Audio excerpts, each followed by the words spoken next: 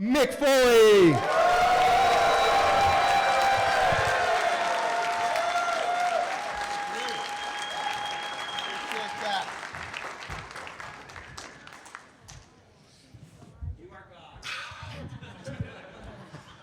I'm grateful for the warm and welcoming entrance music I came to, right? I once did a talk at a library where they played that song. And I was kind of thinking the da-na-na, and they gave me the big The soliloquy. walkout. Yeah, that the wasn't even walkout, the entrance theme. That was the I know. exit theme. Yeah. Yeah, and plus that was something from an interview I did. It wasn't part of the song, but then when they did an album, they included it. I don't know. But anyway, I'm happy to be here. This is going great. This convention is going really good. Yeah, that's right. Welcome back, Salt Lake City. Thank you. I've been here many times, but I've not been to the convention here. I've heard for years how good it is, and now I see it's true. Hello there. How you doing? Are these people already lining up for questions? Yeah, well, All right. I'll ask you a couple, and then we'll dive in with the fans. Yeah. So since you're back in Salt Lake, do you have any favorite Salt Lake memories being here? No, not really. All right. That's fair. Let me think about that. Sometimes the cities run into each other. Yeah, sure. It's more about the beautiful scenery I know. And a couple of years ago, I think 2022, I started my Have a Nice Day tour in Salt Lake City doing the Wise Guys shows. And then I drove to Detroit. And it's just, you guys don't realize how lucky you are, right? You've never had to make that drive from New York to Florida on I-95, right? Where the most scenic thing you see is a road sign for 1,000 miles. And then I'm on this trip and I'm like, for 200 miles, there's nothing but beauty around me. So I'm more familiar with the beautiful scenery. If you guys told me matches I had here, I'd probably remember them, but offhand I don't. I will tell you that my wife gave me tickets to that show for our anniversary. Oh, thank you. Yeah, that Wise Guy show. Yeah. And Do a pretty good job on it, right? Yeah. So I'm not going to tell any of my best stories tonight in case you want to come back in a few years, okay? Are you allowed one tonight? Well, it depends on the questions. If the questions jog a good story, I'll tell a couple of stories. All right. So, how you doing? Everything is good. Yep, everything's good. I'm always so flattered that I have children coming up to my table talking about the cell match. This little guy specifically mentioned to me a couple times, you want to stand up? Because this guy has a knowledgeable, stand up. This little child asked me 3 times about the cell match, and he's how old? How old? He's 14 months now. 14 months already asking me about the cell, so. Well, break them in young, I guess. Right. But seriously, there are 6- and 7-year-old kids, who know more about my matches than I do, which is pretty cool. Yeah. Well, let's jump in. Always a WWE fan. Okay. Going in, like you were, going into the Still, garden. even after working for them? No, I am saying you are. Oh yeah. They work those writers hard. Yeah, well, oh man. I got friends. Yeah, I got okay, friends good, still. good. Some of my best friends actually came from there. But you would go into the garden Right. to see shows. I did, yeah, Madison Square Garden. Yep. Yeah. And that was your dream. Your It whole life. was, yeah. Tell us the Mick Foley origin story, how you got from diving off the roof Yeah. to in the ring. Well, I was up on top of Danny Zucker's roof in a pair of John Stockton-style short shorts, and From right here. has he been retired that long that people don't even remember him? All right. If you guys Give it up for watch, John Stockton.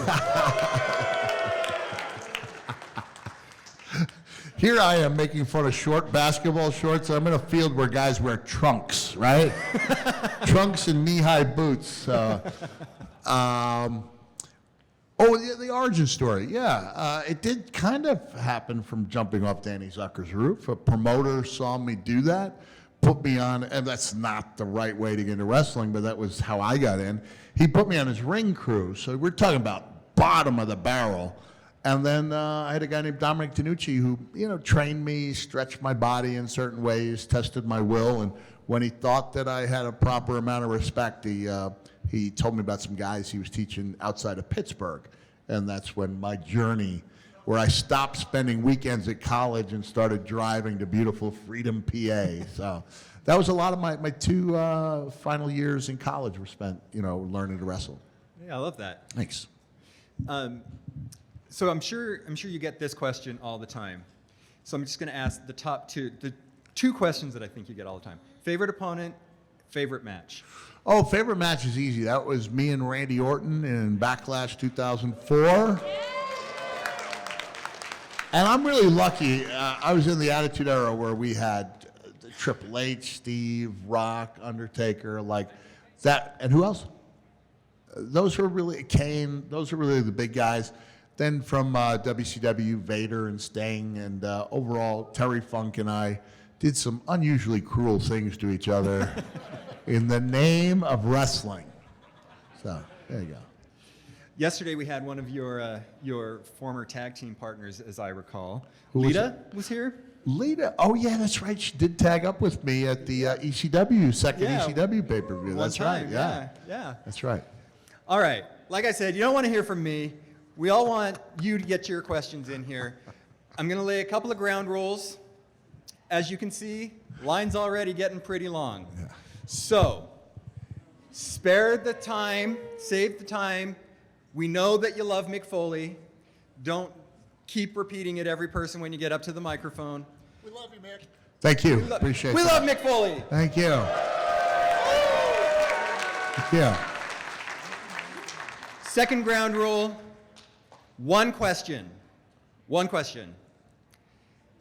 Just to give everybody a chance, or as many people as a chance And that's as we probably can. as many questions we're going to be able to handle. Okay. I mean, yeah, otherwise people will be standing in line for nothing. Okay. So Mick is saying we're capping the line.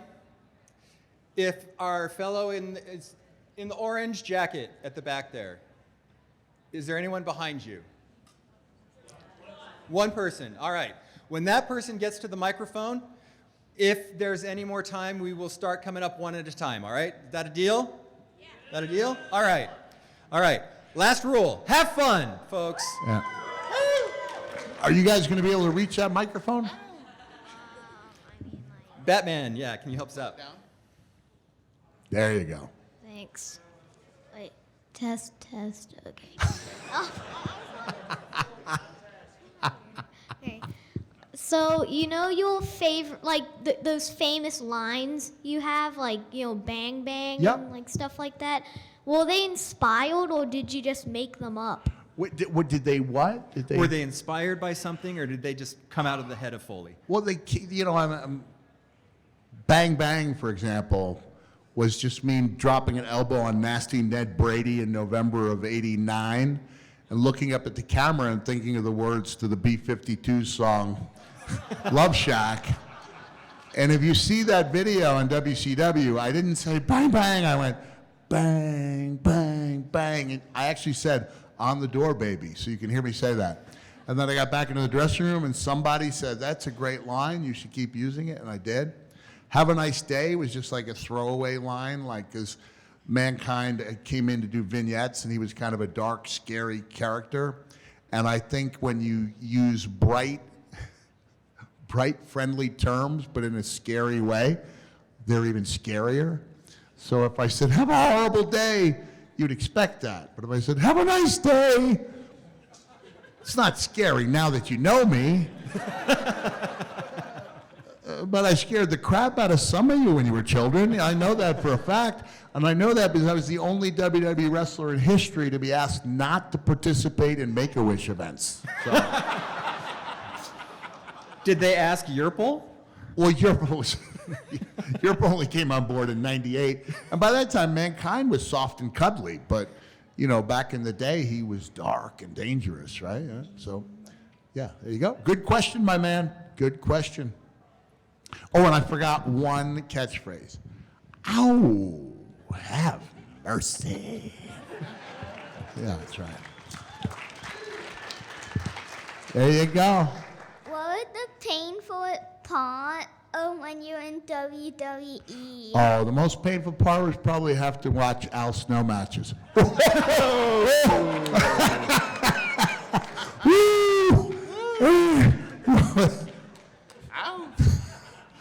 That's one. wait, no, That's no. one else no. Wait, hold on, buddy. I'm going to answer that question. Hold on. Does anyone have a pen? I've got a Sharpie. Does that work? Okay, I want you to come up here, and we're going to answer your own question, okay? Can you make it up the stairs? Where's this young man's family? You want to come up here and video this? Okay. All right. Go up too. Okay, so I'm going to ask you to take this Sharpie, okay? I'm going to lift up my hair, and you're going to place it behind my left ear. You ready? Go ahead. Okay, there we go, and it stays. Now you want to come around here to get the camera shot, okay? Come around to the other side. Here you go. You're going to put it behind the right ear.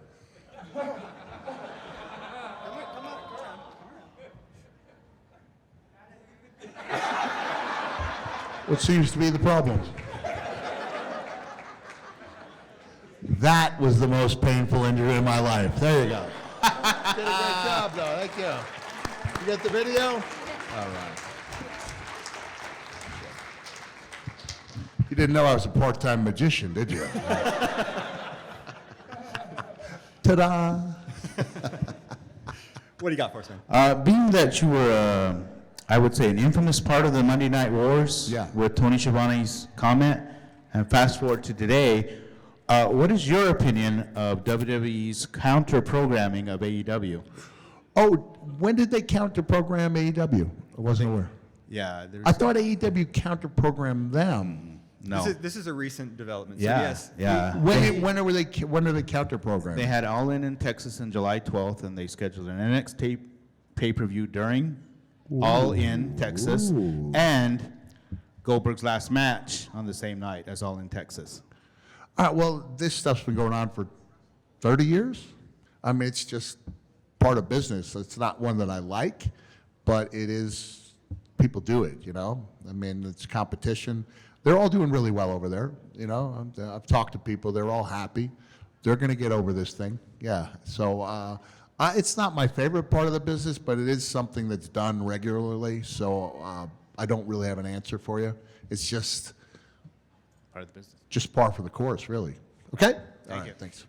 And it's even more than just the Monday Night Wars. That was happening in the territory days. It's Oh, just, yeah, it's yeah. I an mean, it integral was, part, you yeah. know, I mean, WCW before it was WCW, NWA, you know, they had a few of their biggest, their biggest shows were Starrcade? Starrcade, which was on Thanksgiving night, and then WWE started doing their pay-per-view against it. I mean, this has been going on for over 30 years. Yeah.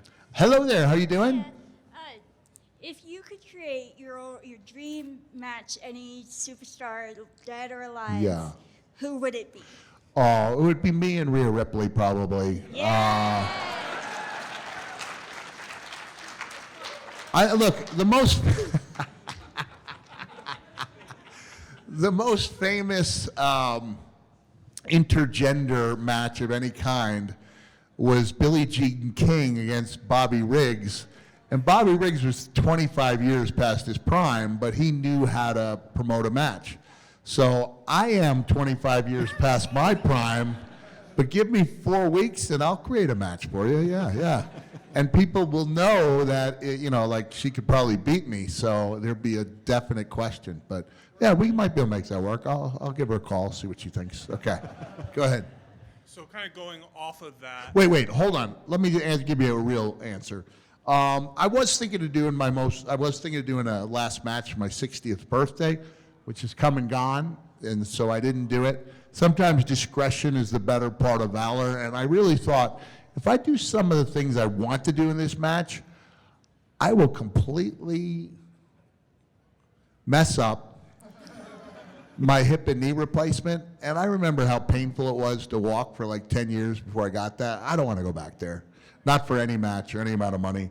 But I will tell you, the guy who put forth the best proposal was MJF. So we would have had a heck of a 6-week program. That's right. There you go. Oh, but now here's your question.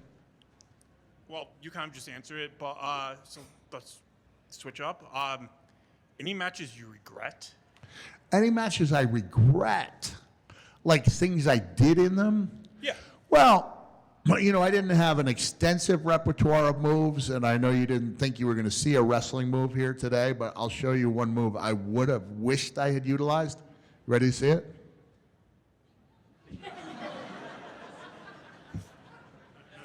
That would have been me blocking steel chairs when they were whistling at my skull at high speed. But back in my day, it was like, you know, kind of a tough guy thing. But the weird thing was the toughest guys of all did put up their hands. So there was no correlation between, you know, being a tough guy and putting up your hands. But I broke my tip of my thumb in world class when Chris Adams hit me with a chair. That was a sign to me that putting up my hands was dangerous. So I stopped doing it. All right, good question. Hey, go ahead. Who was your favorite and least favorite person to go up against? Least favorite? You want me to go negative on Al Snow, huh? Again? There's two Al Snows. Let me see. Well, my favorite, I mentioned all those guys in the Attitude Era. It's hard to pick a favorite because I had fun with so many of them.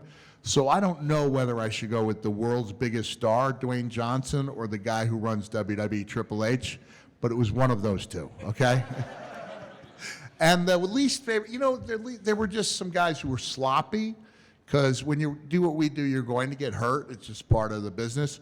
But you don't need to get unnecessarily hurt because of sloppiness. So I don't want to name names because a couple people I'm thinking of are not even with us anymore.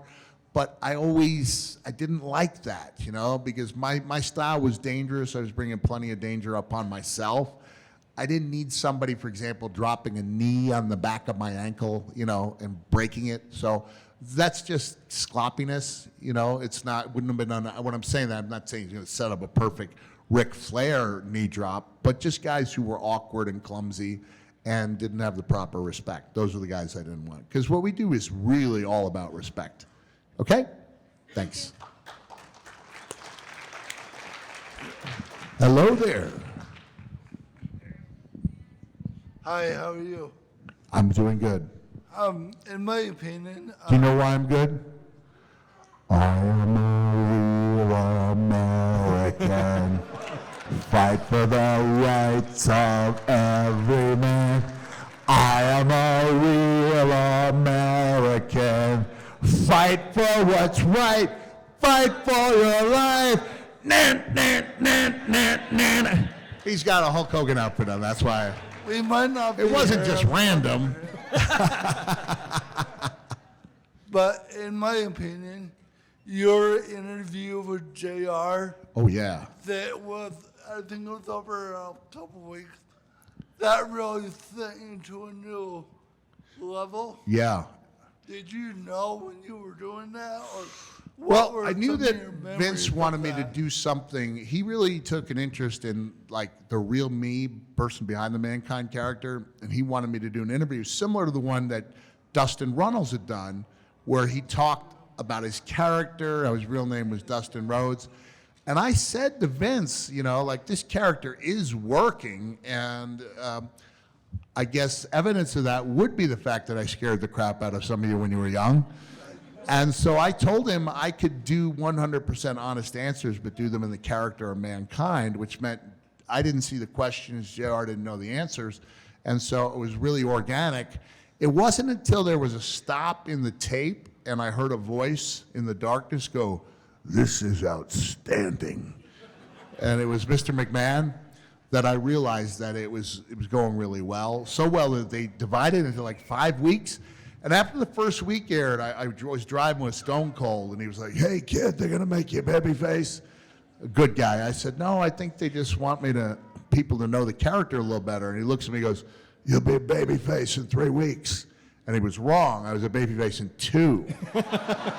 And what was so cool about it is like I didn't save anybody. I wasn't any different. It was just when people got to know me, they felt like they could relate to me. And it really was a game changer, that interview. That was a watershed moment. It was a watershed moment. Thanks for remembering. Appreciate it. Hello there. How you doing? Good. My name is Chase from Idaho Falls, and I started watching you in the early 90s during the Monday Night Wars between WCW and WWE. Back then, you know? When I was a very young person. Like maybe 9 to 11 years old at the time, you know? Yep. So this really brings back memories. Well, thank you. I appreciate that. Yeah. My question is, it deals back when you were a Raw general manager and you had Eugene as one of the wrestlers during that time. Do you remember that? Yeah, I do. I remember when Eugene went to collect the bounty and Triple H handed him a roll of paper towels.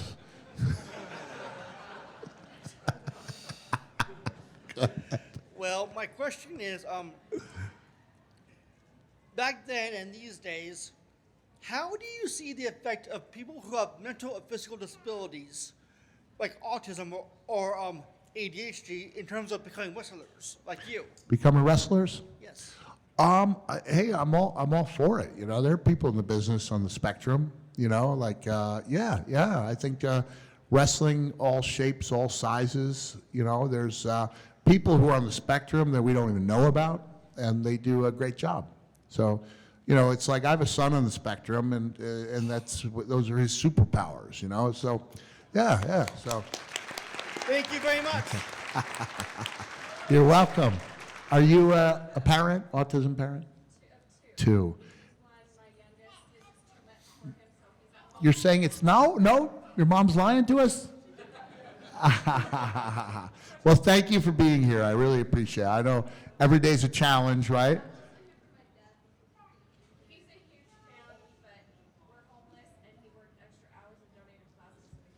He donated plasma? Do you know how rich I'd be if I donated plasma every time I was in a match? I never got paid for my donations.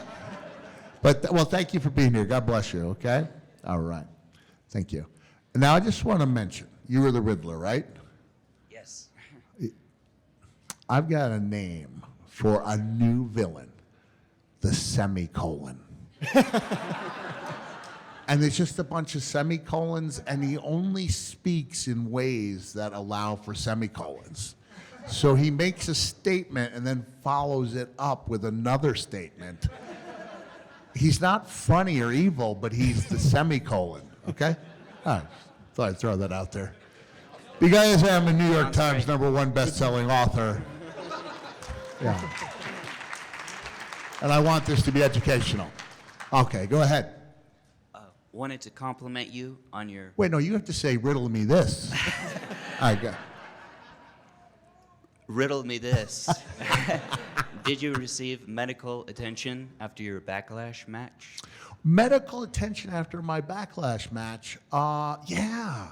Wait, no, I'm sorry. That was when I wrestled Rick. I had the stitches all over my chest because he chopped me with barbed wire, and there's a reason nobody's done that since, because it...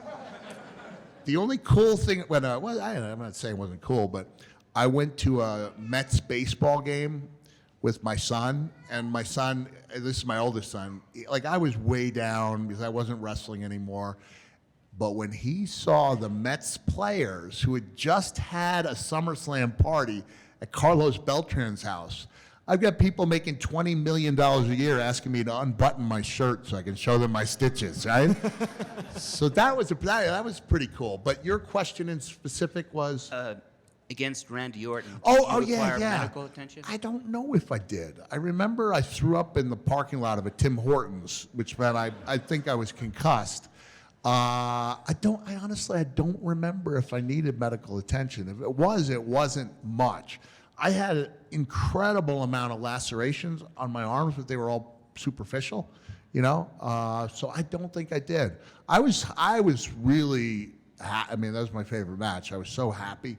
Even throwing up at the parking lot at Tim Hortons, getting delayed for 4 hours at the airport in Toronto as my bags hadn't arrived, like even that couldn't damper it. It was just it was a really great night. The promo you cut with Barbie was amazing. Well, the promo with Barbie, I don't know how many of you remember it, in the rocking chair, right? Mm-hmm. So a certain somebody came up to me like 8 years ago and said, Mick, I'm wondering if you could watch my promos. I've been doing something in a rocking chair, after I saw you do it. So we like to pass things on in our business, and the idea that Bray Wyatt got an idea for a rocking chair from me, and that he then started using the mandible claw, that's really cool. I love the idea of passing stuff down to other people. So You're wearing a very Bray Wyatt shirt today. I am wearing, and it's got my dogs on it. So I don't know. Thank you. I don't know. Some of you may know that we lost Randall like 6 months ago. It brings me great happiness to wear Randall on my shirt. Now, the origin of this shirt came up because I was wearing a Hawaiian shirt with huge raccoons on it. Like, it was awesome. Some of you may have seen it in social media.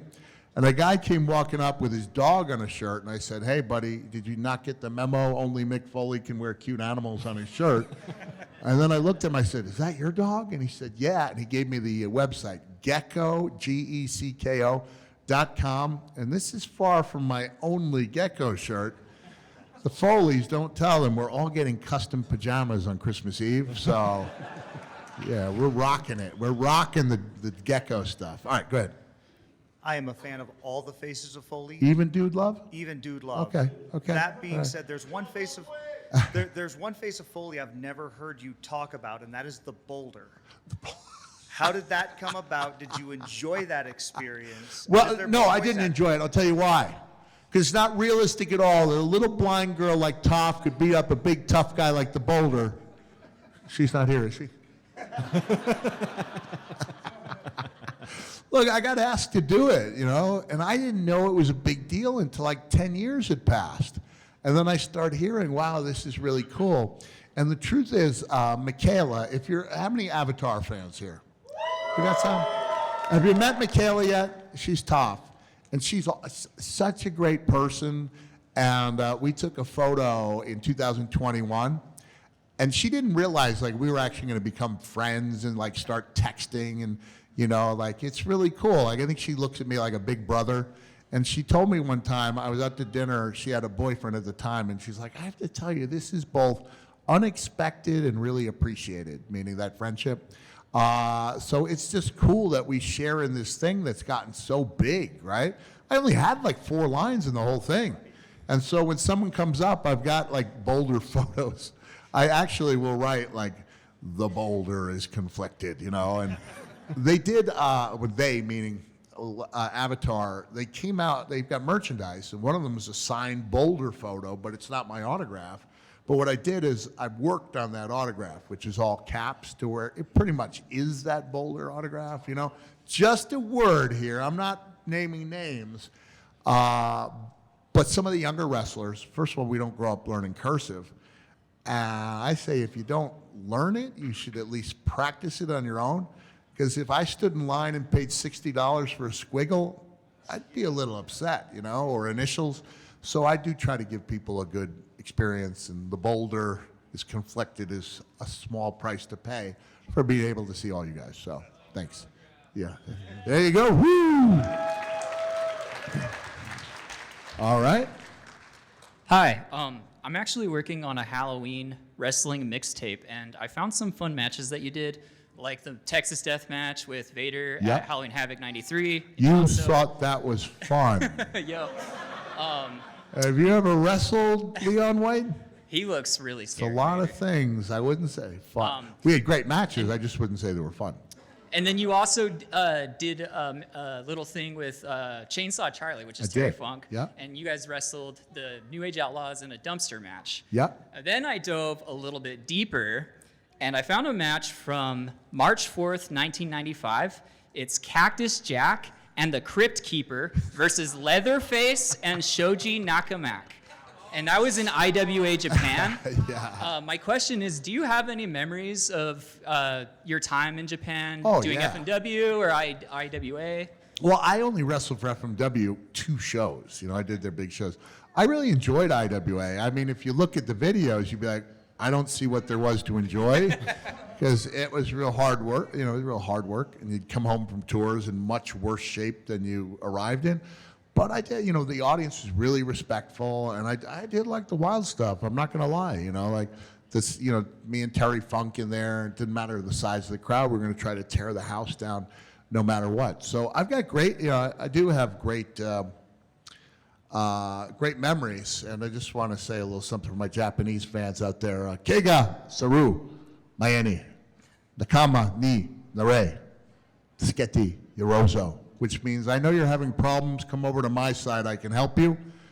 It's the only Japanese I can speak. I memorized it phonetically. I used it at every town we went to. And every town they went to, they went, ooh. So if you remember this, in life, as in wrestling, it's not how much you know. It's how much people think you know. There you go. There you go. All right. We've had 2 deep cuts in a row. How's your question, Hagrid? My question isn't about a deep cut at all, actually. I have a question about one of my favorite matches of all time, your Hell in the Cell match with The Undertaker. Yes. So, Wait, you'll have to, I don't hear that. I had some type of match that took place in a cell? Yeah. Undertaker? It's kind of well known. It's a little obscure. But Raise your hands if you've seen the match in question. Raise your hands if you celebrate every anniversary by watching it on June 28th. I think it's the only match that people celebrate the anniversary of. All right, go ahead. So my question for you, Mr. Foley, and I hope this doesn't sound like I'm trying to be a smart aleck. I'm being completely serious. How did you survive? Because every time I watch it, there's so many, you're really tough. I mean, how did you survive it? Past tense, I was really tough. Not so much anymore. Well, I had I had a definite idea of what I wanted to do, but some things happened that we weren't expecting. It's just something I think that's instilled in you that you keep going no matter what. What I'm proudest of that match is that we didn't make it over the finish line the way we had hoped, but by God, we made it over that finish line, And for those out here who are not wrestling fans saying, why doesn't he get new teeth, especially on the bottom? I understand this is not a winning look, but it is my look. And so I earned it in that match, and that's why I'm really hesitant to fix them, because I don't need a lot of memorabilia in my house. I don't have any. What I do have is a mirror. Every morning I smile in it and I remember exactly what I did for a living. So, good question. Good question. I'll tell you, Mick, on one of the projects I recently did for WWE, I was tracking social media views, video views online, and the Cell match has had over 72 million views. Wow. On various social media platforms. Whoa. It's really cool. So, growing up a wrestling fan, was there ever a time after you turned pro that you were a little starstruck or just like, oh my gosh, I can't believe I'm working with this person or wrestling this person? Oh, yeah. A lot of, I even get starstruck when Ric Flair said goodbye to me today, I did, yeah. These are people I idolized, Jimmy, I wrestled Jimmy Snuka, Don Morocco. I'm one of the few people in my generation to have wrestled tag team with Randy Orton's dad. I wrestled all 4 Guerrero brothers. So, I was lucky. I did a lot of cool stuff. Kerry Von Erich was a huge star, and then you realize, Kerry was the first guy who took the clothesline over the top rope when it was far more out of control than it turned into. And Kevin was the first guy who took the elbow, and you might be wondering, well, why is that a big deal? I was about 250 at the time, maybe 260, and I was traveling about 12 feet in length and 4 feet. It's a lot of impact. And the first time you drop it, if that guy doesn't get up, no one's staying down for a second elbow. So to have the biggest guys in the territory taking your stuff and then going back and telling the guys that I was not nearly as uncontrollable as I looked, that was a good thing. So thank you for that question. All right. Go for it. So quick back. So it was the early 90s, and I was at a wrestling event in North Carolina with my older brother without our parents because it was the 90s. And when we were leaving, I got separated. I was lost in the parking lot, and I was crying because I didn't know where anybody was. Security got me, brought me in the back, and waited. And you and Sting were walking by, Came and saw it, and I got photos and autographs. Really? Finally got picked up from my family, or my brother. He was pissed, took him, ripped him up, and threw him out of the back of the truck. I've forgiven him, but it was an early memory, and obviously you and Sting have just been endeared to my... The actual bleep, man. He's fine. I give him a hard time, but, I love him. I would be angry, too, that, I Is messed he up here his today? night, but I got Is he here right now? No. But we can FaceTime later with him, and you can yell This at him. reminds me exactly of one of the youngest Marsh children threw out Joanne Marsh's Yeah. manuscript. Any little women fans in here? I got you. Okay. So I've been waiting, 30-something years to finally be able to tell you that story. But is there somebody from your childhood, whether it's music, movies, anything, that you got to meet, and then the next 30, 40, 50 years, you got to just grow up and become a bigger fan of theirs? Well, I had quite a meeting with Tori Amos. I really did. And that was when I realized the magnitude of these meetings. Like, I just swear I felt like I was on a cloud for like a few months. And then a friend of mine who's a great illustrator named Jill Thompson said, well, Mick, that was how I felt when I met you. And I go, get out of here. And she showed me a photo, and her face was all flushed. And I was like, wait a second. So I have this secret power, and I'm not using it? So I would say almost everybody comes up to the table and gets a happy photo, right? So I try to make them good experiences. That was a really good one. I had a fun experience a few weeks ago where I saw Susan Sarandon, who I hadn't seen in 25 years. And she was very cordial and took a photo. And then she got up from her table and she was walking over with her phone. And I was like, is she coming over to my table? I literally just saw Dead Man Walking last night that she won an Academy Award for. And she's a mind-blowingly good actress, And all of a sudden I was like, she's coming to my table. And she said, Mick, will you talk to my son? I think it was a FaceTime. And I just thought that was super cool that, Academy Award-winning actress, like, not only knew me, but wanted me to talk to her child. And you see lots of things where worlds collide here, whether it's, Toph and the Boulder. You see people getting on lines, meetings. Yesterday, an agent I'd worked for in the past came by, and he's like behind the curtain. He goes, Mick, Chevy Chase would like to meet you. I was like, he wants to meet me? And he's like exactly the same way you imagine him. He's like telling the little jokes, and I was like, Chevy, I just want you to know that Christmas Vacation is one of those movies that gets better every time I see it. And he like grabbed me by the shoulder. He's like, I bet you say that to everyone, you little rascal, or something Chevy Chase-esque. But you come to these things, you either love them or you don't. And the people who don't love them don't do them because it would be like running a marathon if you're not a runner. It's hard, It's not as hard as working a real job, don't get me wrong. But it's difficult to stay up, and you don't want to disappoint people and to try to have a good energy. I take it really seriously because I've seen my prices. So have you, I want everyone who leaves my table to think it's a good, that investment in time and money was a wise one. There's all kinds of choices here, and I think it's going to be awe-inspiring when every one of us leads the world's largest conga line directly to my table. Yeah. And okay, so I'll see you. You'll be leading it, right? Okay. Absolutely. Good question. Well, hey, you're the GOAT, and if you want to yell at my brother, I'll try to FaceTime him and I can meet you afterwards. All right, sounds good. All right, go ahead, my man. Whoa. All right, got it there. You can lift it up a little bit. Hey, let's just thing up. There it is. All right, then. All right, so it's not really a wrestling question here, but it's more like personal life advice thing I'm asking for. Because I just turned 30 yesterday, and so you've gone through a wild life in your 30s. Probably almost like wildest 10 years of your life from 30 to 40, actually. And at what point did you feel personally secured with yourself, your relationships, and your career, honestly? Do you want me to give you the greatest belated birthday song ever? Sure. Have a great belated birthday. It's the best time of the year. Have no fear. Mick Foley's here. All your blues are gonna disappear.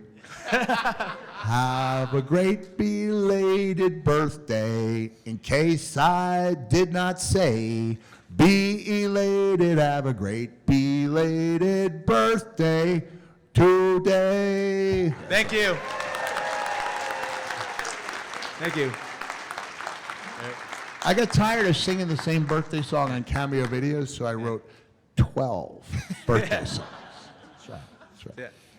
So what was the best decade of your life? Yeah, That's what- what did you feel secure with yourself? Best decade of my life? When you started to feel secure with yourself and confident. Yeah, because I'm getting my 30s, so when did you feel secured with yourself just overall, like career-wise? I'm and still trying to get total strangers to accept me.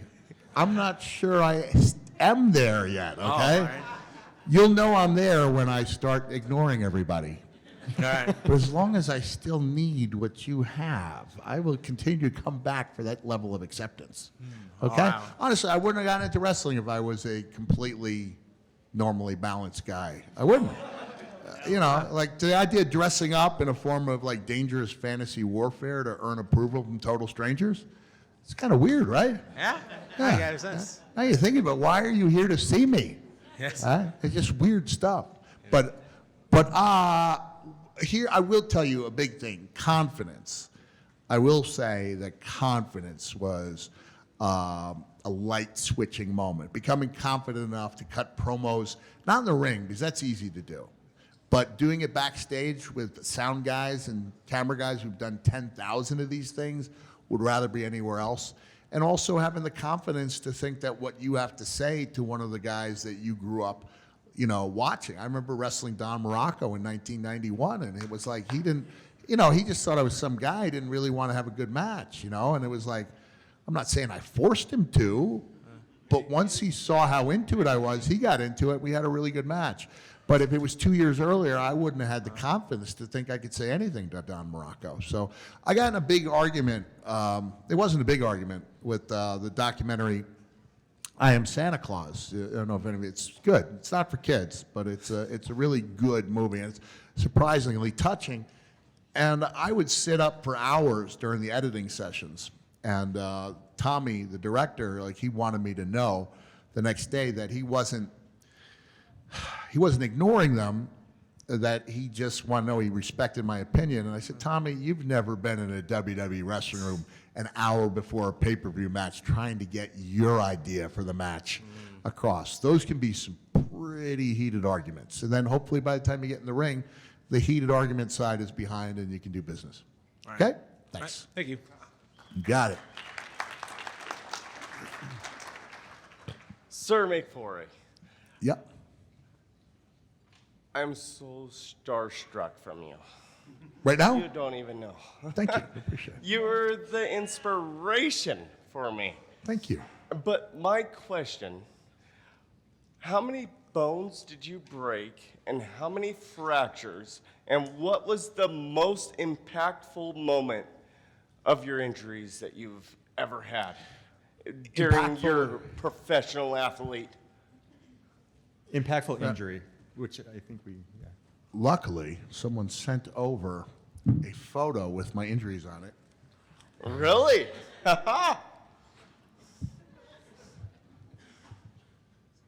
Wanted me to post it, and I said, no, let's post the Chevy Chase thing instead. There we go. Hold on a second. And your Robot Wars was the best. Your commentary was. I'm Robot Wars. Thank you. Yes. Oh, second-degree burns. Oh my gosh, I followed you all the way.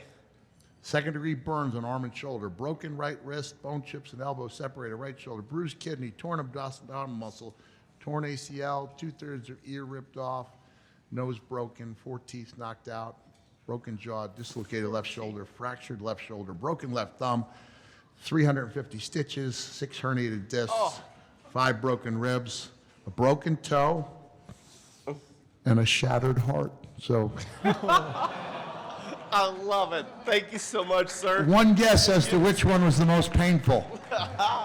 You're the greatest. We all know, right? It hurts, doesn't it? It's part of growing up, though. This will be our last question.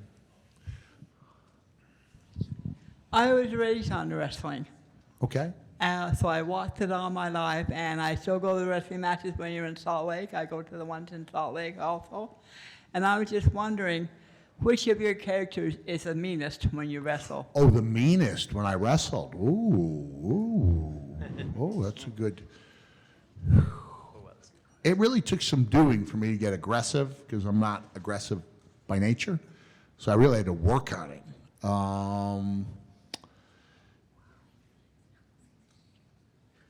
So I would say by virtue, if you lined up the inhumane things I've done to my fellow human beings, Cactus Jack did most of them. So he would be the meanest of the wrestlers. No, the meanest of one of your characters that you. Well, he was the character. Oh, okay. Yeah, he was one of my characters. Yeah. Okay. So I know you have three. that would be You the two Dude by Love. yourself. Dude Love wasn't too mean. No, Dude Love. I know was- there were some people that came out. I was like, but he's not even good. I was like, he's a pacifist wrestler. It's never been done before. He's a guy looking for any way out besides a physical way. Like, that's good in life. It doesn't make for a very good wrestling show, but he was the one character who, even when I was doing the voiceovers, Jay Lethal thinks this is one of the best things he's ever heard. When Dude was doing the voiceovers and he was on the receiving end of punishment, he was going, "Ow, lighten up, daddy." "Dose the dude, owe you money." And so he didn't like the wild stuff. So, but it made, when Dude, like when Kane chokeslammed Dude on the ramp, that necessitated Mankind coming out, and then when Kane beat Mankind, now he'd beaten two of my characters instead of just one, and he'd beaten anyone could beat Dude Love, but he defeated Mankind, yeah. So good question, and thank you for watching us for a very long time. I really appreciate that. She praised us with it too. I told her. Ah, thank you. And I have one more question. Go ahead, we'll let you. When you Wait, fall wait, when wait, you it's when you okay. fall on No, I'm those- sorry, he said only when you one. fall on those, he said only one. No, he said only one, and you got it. No, I'm just kidding. It's okay. Go ahead, wait, ask your second question. I'm not going to be mean to her on the last question. Go ahead and He's ask going to it. heal me, though. Go ahead and ask it. I just wanted to know, when you fall on those tacks, does it really, really hurt, or is it fraught? Well, no, they're not props. It's amazing what a red camera light and adrenaline can do for you. But once that camera light's off and you're back in the dressing room, you got three guys pulling tacks out of you. Oh gosh, yes. Yeah, that's not a good feeling, right? Should we end on a happier note? Okay. Because every time you fall on tacks, I say, "Oh, that hurts." Well, yeah, it does. Yeah. But here's the thing about attack. Like, how many of you are parents here? So you've all stepped on a Lego, right? It's the same thing. All right, there you go. It's basically the same thing, right? Do you curse when you step on a Lego in the middle of the night? Yeah, probably, right? Oh, okay. Okay. Did your child have a good time? All right, thank you. And you had to go. Thank you, All right, everybody. Mick, I've got one question for you, Mick, before we go. Let's hear it. You've got 200, 300 people here that just love you. You have used your platform for a lot of advocacy for causes that are important to you. How can this group here help support you on the things that are Oh, important wow. to you? Well, I've got one, you go where your heart takes you when it comes to, donations, and you can't really tell someone that their cause is not as good, because then you'd be there all day debating. But here's one I think will resonate with every wrestling fan, and I'm lucky I've been doing this thing where I do my one-man show. A lot of you were here at Wise Guys, right? I mean, a handful of you at least said hello. So I started doing it in January. It's the Shirt Off My Back auction. And from auctioning the shirts off my back, we've raised $17,000 for wrestlers who fall in hard times, medical, living expenses. And if anybody wants to donate, caulifloweralleyclub.org, and believe me, they can use the help. So, but just follow your heart. Don't do what I tell you to do. If you're interested in, children, there's a lot of good organizations. I've been sponsoring Children for Child Fund since 1992. And there's a lot of great organizations. So just do something beneficial, make the world a slightly better place for all mankind. Give it up for Mick Foley, ladies and gentlemen. Thanks a lot. Appreciate it. Thank you.